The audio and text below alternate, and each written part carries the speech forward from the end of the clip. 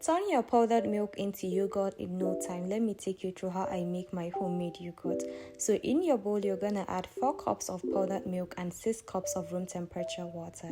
Now pour that milk into your pot, let it get hot, but do not boil this. Now to make your culture, you're gonna empty a sachet of YOGHURT and little bit of milk, room temperature milk. Stir everything and set aside.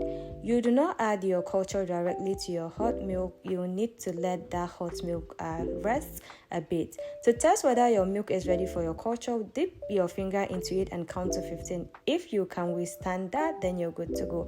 Add in your culture, give it a good stir, cover and let it sit for 9 hours.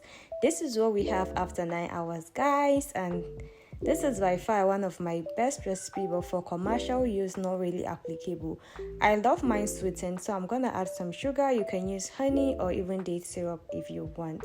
Now give everything a good stir and pour into your desired containers and chill in the fridge and not the freezer.